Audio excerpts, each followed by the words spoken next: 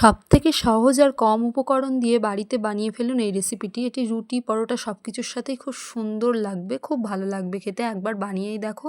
প্রথমে কড়াইতে সর্ষের তেল দিয়ে দেবে, তারপর তেজপাতা, শুকনো লঙ্কা ফোড়নে দেবে, এবার দিয়ে দেবে কুমড়ো, আলু। আমি সাথে ডাঁটা অ্যাড করেছিলাম, তোমরা চাইলে করতে পারো, নাহলে ওটা স্কিপ করতে পারো।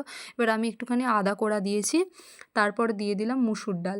আচ্ছা, আমি এখানে মুসুর ডাল ইউজ করেছি, তোমরা চাইলে যে কোনো ছোলার ডালও ইউজ করতে পারো। তরকারিটা খুবই সুন্দর লাগে খেতে, খুব কম উপকরণ দিয়ে বাড়িতে। সামনে তো শীতকাল আসছে, অনেকেই বাড়িতে শীতকালে রুটি খায়। খুব সামান্য কিছু উপকরণ আর বাড়ির মশলা, সাথে একটু বড়ি দিয়েছিলাম যেটা বাড়িতে বানানো।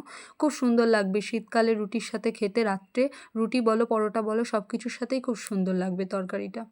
আমি নামানোর আগে একটুখানি চিনি আর গরম মশলা অ্যাড করেছিলাম, আর নুন হলুদ যেটা লাগে জানোই তোমরা, সেটা আমি দিয়েছিলাম। দেখো, এবার আমি নামিয়ে নেব তরকারিটা। খুবই সুন্দর, খুব সহজ উপকরণে বানানো, যাদের হাতে একদমই সময় কম বাড়িতে, আপনারা চাইলে এটা প্রেশার কুকারেও দিয়ে নিতে পারেন, দুটো সিটি দিলেই হয়ে যাবে।